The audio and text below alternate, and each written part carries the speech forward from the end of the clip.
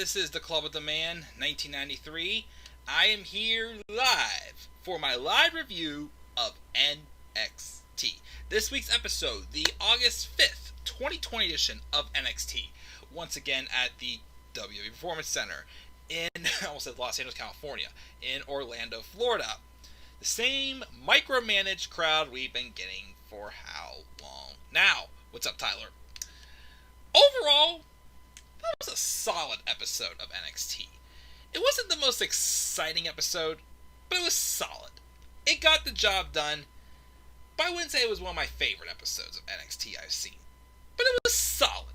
I'll say solid. And, it just shows that, once again, I still really think NXT's quality being dipped a little bit is mainly because of the crowd. I think if we had the crowd, again, like I said, Raw and SmackDown crowds are micromanaged always. But then again, Raw and SmackDown crowds at times were pretty dead. NXT crowds, they were always alive. They were always lively. They were always excited. Now that it's being micromanaged just like Raw and SmackDown, I think that's what's hindering the show from not being as good as it usually is. But the storytelling, still interesting, still good. Has me intrigued, not like Raw and SmackDown, where I'm bored as hell, which, by the way, I did not watch SmackDown this week, but I read the results, and I'm going to review that show tonight based off of the results. We'll talk about that garbage show next, after we do talk about this episode of NXT, as we are now, I think, 2 weeks from today away from NXT TakeOver 30. Which, of course, I did card predictions for that and SummerSlam. Make sure to check those out. I want to get good views on those suckers. Haven't had good views on a match card in a long time. I got my water. So, that's the plan for tonight. NXT review, SmackDown review. And then, if I still have the energy, I'm finally going to get back to do my Harry Potter Let's Play. Oh, gosh, I missed doing that. But, of course, last night, I was just laying on my bed, just chilling for a sec, taking a breath, and I fell asleep. So, I woke up and I had, no momentum for, the rest of the night. Pretty much. Because, once again, guys, I'm just so much busier. But I'm still also, guys, trying to push to get another top 10 got done. Again, I haven't done a top 10 in a long time, but I miss them, honestly. And I'd much rather be doing those than reviewing Raw and SmackDown. But I still do them because I want to be consistent. So, we'll go with the flow. But let's talk about NXT and get rolling with it. So, we opened up with a number one contenders match. Dakota Kai and Rhea Ripley. Good match. I thought both women came out of this looking really good. Again, you can tell, even though Dakota Kai's heel turn back in November was a little bit heartbreaking, I wasn't ready to see her and Tegan split up yet. Again, I still think that has helped her do wonders and take her definitely to another level. Light the fire in her. Because before then, she was fine as a babyface, but I feel like she wasn't getting out of the second or third gear, honestly. But I can tell, you can tell, even though it was pretty obvious that Dakota was going to win this, you can still tell how much she has improved, for sure, since this heel turn. This heel run has definitely, brought her up a whole nother level. I mean, she's had NXT Women's title shots, but I think it's made her a lot more legitimate. Of course, I kind of saw this coming, but it didn't happen. The match ends whenever Mercedes Martinez comes out and blasts Rhea Ripley while the referee was not looking, and then Dakota Kai was able to sneak in the go-to kick and win the match to challenge Io Shirai for the NXT Women's Championship at TakeOver 30. I won't rule out Dakota winning. I don't know. I'm not positive she's going to win, but I have a slight itch she may. And if she does, I don't mind. Well, here's the thing. Tegan Nox has technically kind of already got her comeuppance on Dakota Kai. If Tegan Nox did not get her comeuppance yet on Dakota Kai, I would definitely say put the belt on Dakota. But since Tegan has gotten her comeuppance already, it seems, of course, winning that Fatal 4-Way No More Contenders match with those two last eliminating each other, well, Tegan eliminating Dakota to win the number contender spot about a month ago at the Great American Bash. I don't think I'm pushing for as much for Dakota, but I feel like if there's anyone who should take the title right now, Dakota Kai is definitely high up there. So there is a chance. Now, as far as Mercedes Martinez and Rhea Ripley goes, here's the thing. There's no secret, I'm not a big fan of the whole thing with the Robert Stone brand now, ever since they randomly split up Robert Stone and Chelsea Green, which might have an inkling now as to why they did that. We'll talk about that in my SmackDown review.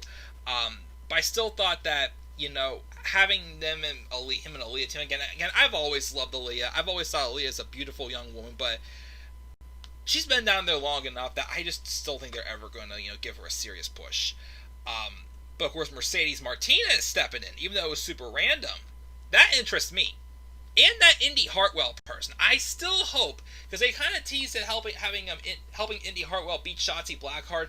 I honestly would like to see Indy Hartwell join the Robert Stone brand. But anyways, so Mercedes Martinez's interference on Rhea Ripley, obviously because Rhea may be done with the Robert Stone brand, but the Robert Stone brand's not done with her.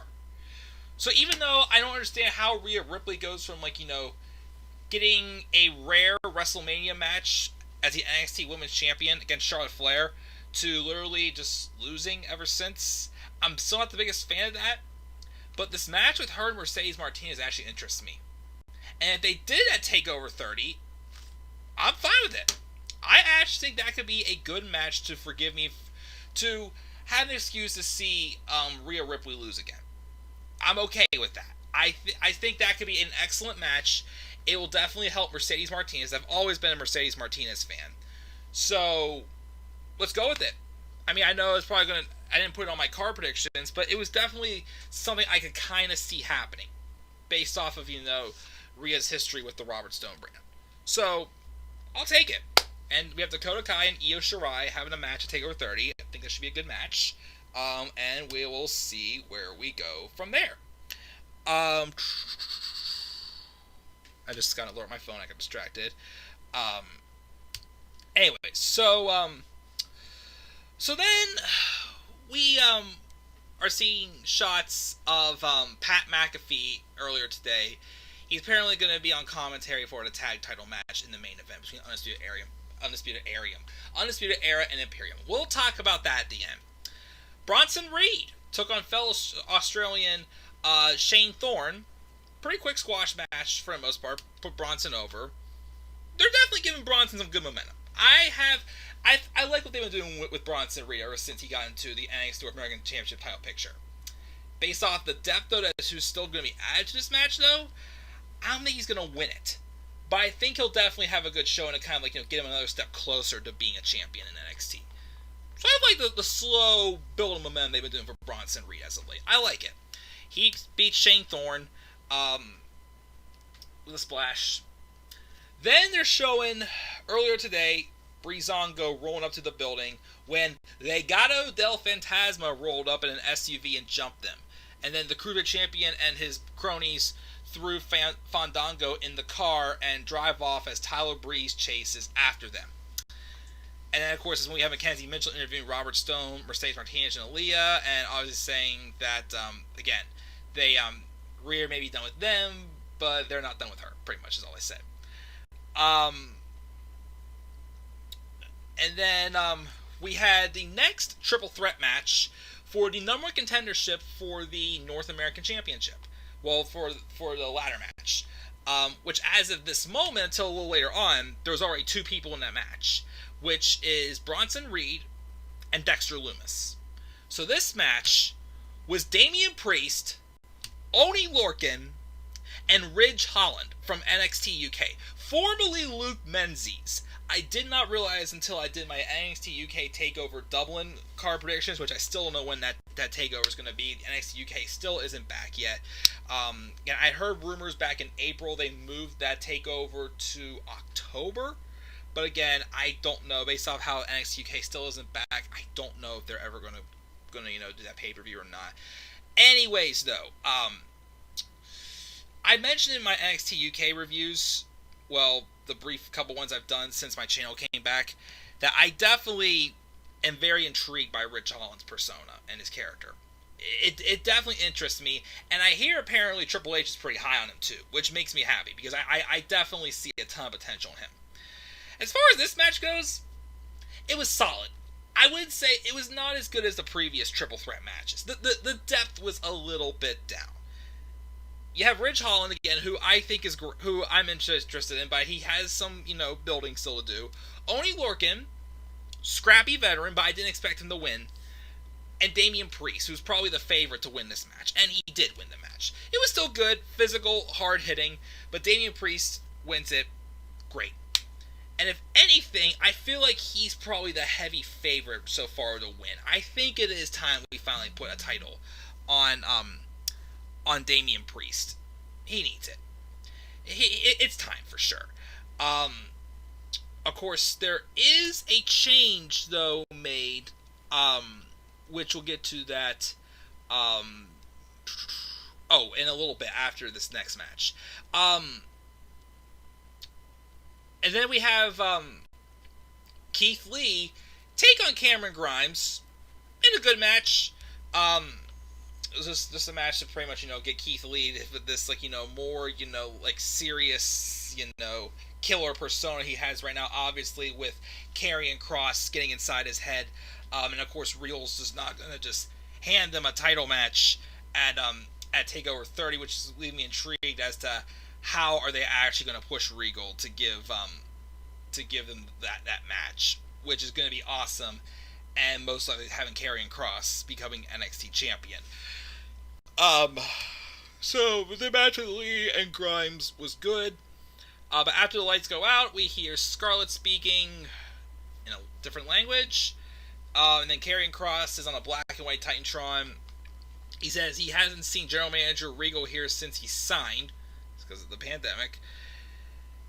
He hasn't, since he's the only one who can make the match, all of this is on him.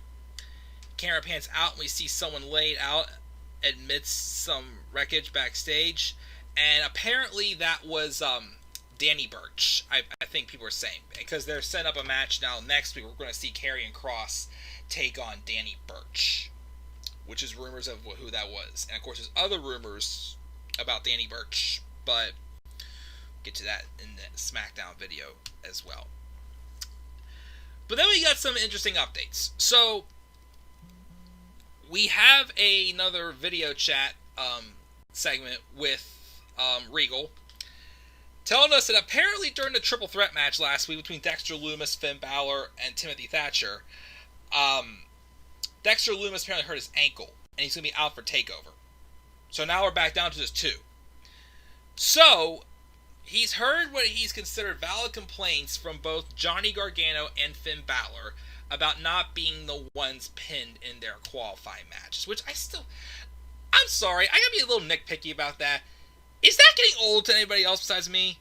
Like triple threat matches where the person who didn't get pinned going, oh, but I didn't get pinned. Like, it's the rules of a stinking triple threat match. Like, okay, Real could have just done it, but you don't have to have everybody just wanting, like, every time it's a triple threat match and a heel does not get pinned. Oh, but I wasn't pinned. Like, I don't know. It's starting to annoy me. Just a pet peeve of mine. Just a little nitpick. Anyways, so we heard about that. So, after next week's triple threat match, which I know it's Cameron Grimes. Oh, it was Cameron Grimes. Who is the second member? Because the third member is a mystery. Who is it now? Crap, hang on. I'm going to find it. I'm going to find it.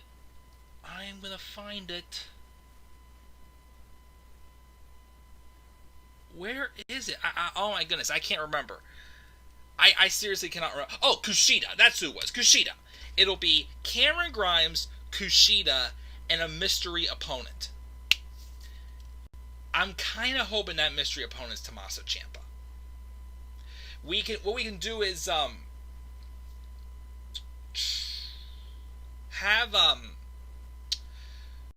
Ciampa win that, because Ciampa has not been seen since he lost to Karrion Kross at TakeOver in Your House. So have Ciampa return, win that match. I'd say do.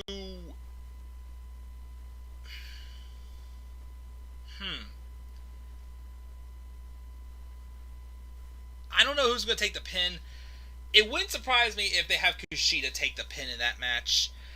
And I guess they do Ridge Holland and Cameron Grimes. I think Cameron Grimes is a good person to put over Ridge Holland, because again, obviously with them bringing in Ridge Holland, I think somehow Ridge Holland's going to get into that match, and he didn't get pinned in the match this week. So I'll say Ridge Holland versus Cameron Grimes, because in 2 weeks we have 2 singles matches take the final 2 spots. So do Finn Balor and Johnny Gargano, and do Ridge Holland and Cameron Grimes. Do that. And I'm going to predict right now the mystery opponent again for next week's Triple Threat is Tommaso Ciampa, and have him win that. Maybe. We'll see. It may depend on something else. But, anyways. So then, we have Legado del Fantasma coming out. Dragon Fandango. Santos Escobar says, every week, Breezango plays dress up. And they mock Lucha Libre at the Great American Bash. No good. He orders Walking Wild and Raul Mendoza to beat down Fandango, but then Tyler Breeze tries to make the save and gets beat down too.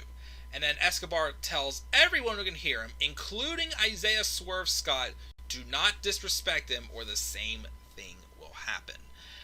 Which again is pretty much set up for a cruiserweight title match between Santos Escobar and Isaiah Swerve Scott. I mean, when he was El Hijo del Fantasma, they had a great match. Let's see this. I'm liking Legado del Fantasma so far. I actually really do. Different, mission and whatnot. I think Santos Escobar honestly could have potential to be a pretty good, like a bigger star besides the cruiserweight division at some point. So, yeah, pretty good stuff. I enjoy it. We get a video package of the Undisputed Era's history with the belts and their issues with Imperium also, 2 of the biggest stables right now.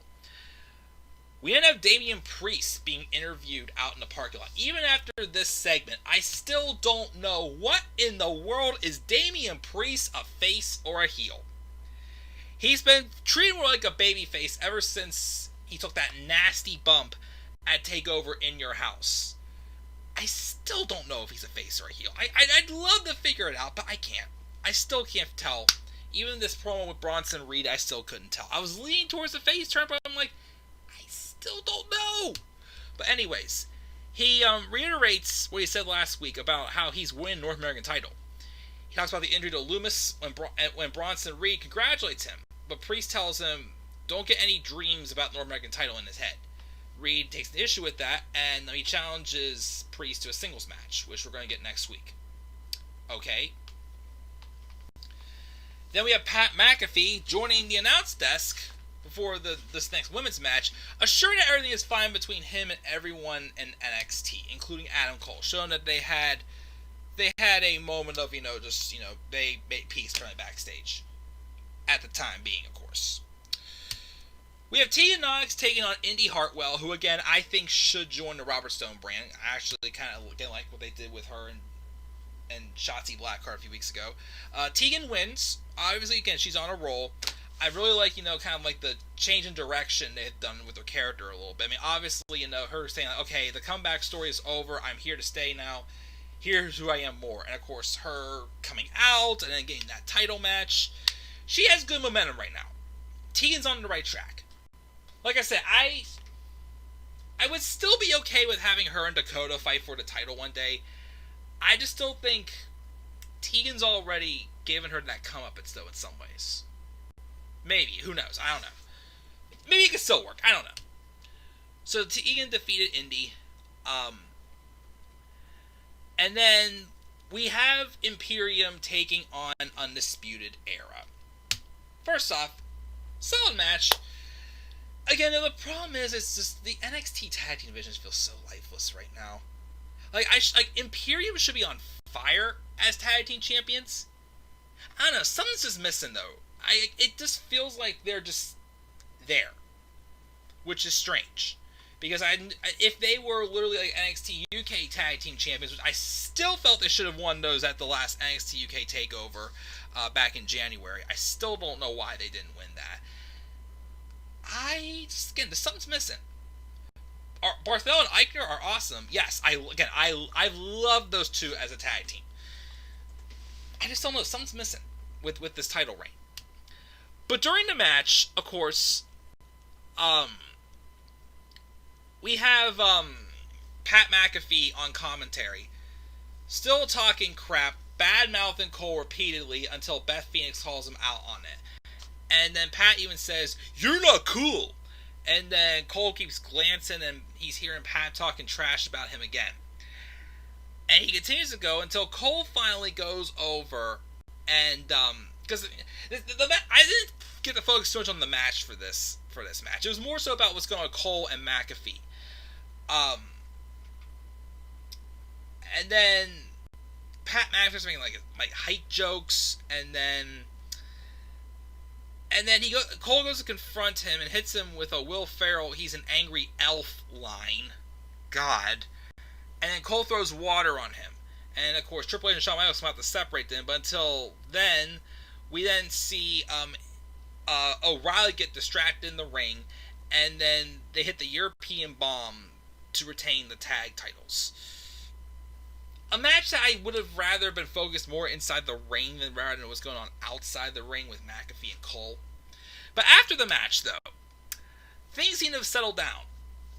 But then McAfee goes back to the announce table. They were being separated, but he goes back to the announce table.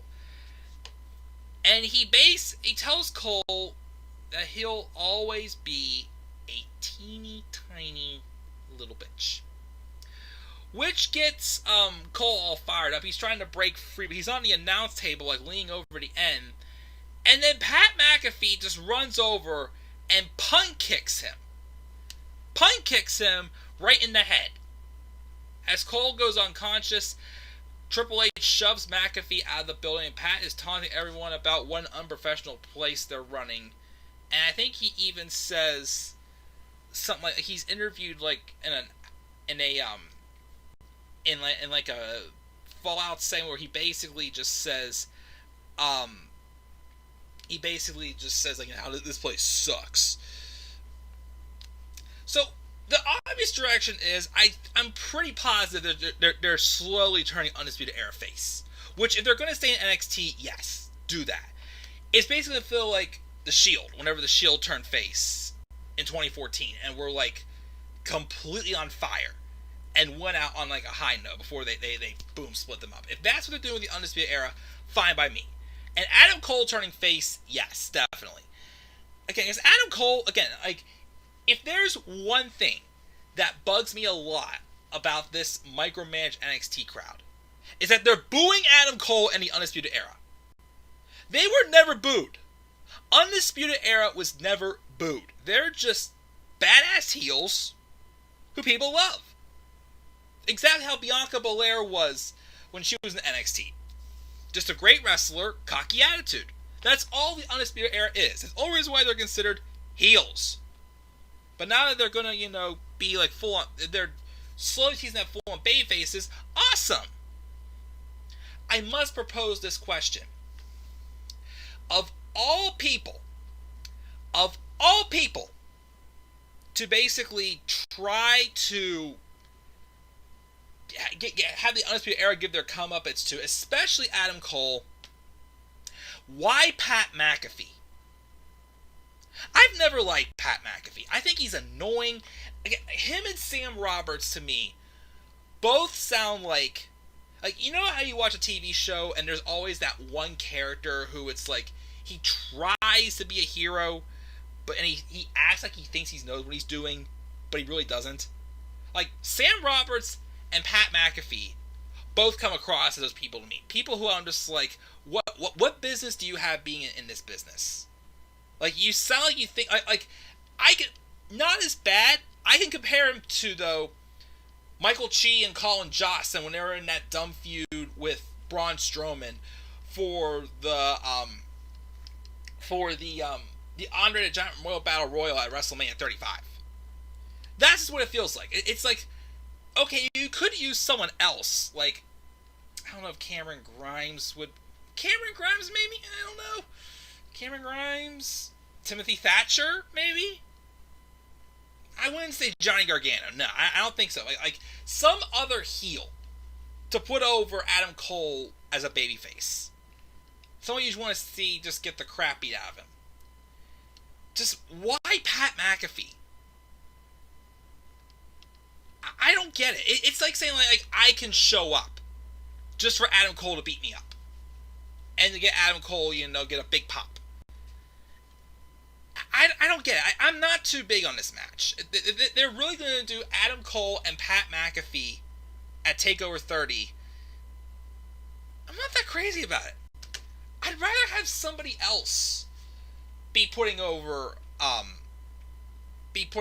Like, the Authority and Evolution putting over the Shield was excellent.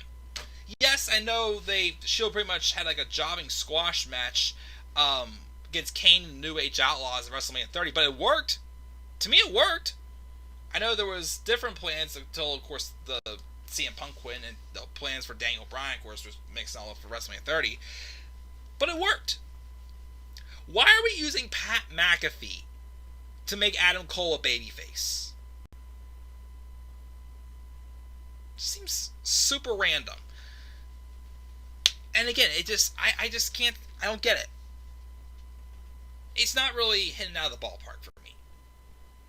But just my opinion. But, yeah, that's going to do it, guys, for my review for NXT. I'm giving this a B-. B- show. Solid. Not the best episode I've seen in a while. Just solid, I'll say. But still good. We have plenty more to look forward to for NXT in the upcoming weeks. Because at least they have good writing. They are being led by someone, Triple H, even though there's rumors he's all of a sudden going to be leaving WWE, I don't know why. Triple H, who actually wants to write a good show and entertain everyone, not just himself. Of course, then there's the main roster, Vince McMahon and Bruce Pritchard. Whatever you want, boss. We'll get to that whenever we get to my SmackDown review, because again, I did not watch that show, but I did just read the highlights. I'm going to watch one segment, though. One segment. And that's the ending, of course. But, yeah. This show is still and always will be better than the main roster. Even during one of its lowest points, like right now. But even at one of its lowest points, it's still good. It's still good and worth watching. So if you don't want to waste your breath anymore on the main roster, stick with AEW and still stick with NXT. Because I guarantee you won't be disappointed. I'm not. Let me see here. NXT lost momentum due to the virus. Exactly. What is wrong with the tag team divisions? I still don't know. I mean, I get it why. And then, of course, there's short jokes. Oh, gosh. Wait till we get to my SmackDown review again. I did not watch, but I read the highlights. I'm going to be ripping that show left and right all night. But that's going to do it, guys. What are your thoughts on NXT this week? Leave your thoughts down in the comment section below. Slap a like on the video. Subscribe for more content on my channel. And follow me on Twitter while you're at it, at DemandAirborne93. I'll be back up here in a little bit for my SmackDown review. So until then, guys, have a great night. I'll see you all soon for SmackDown. Peace out, everybody.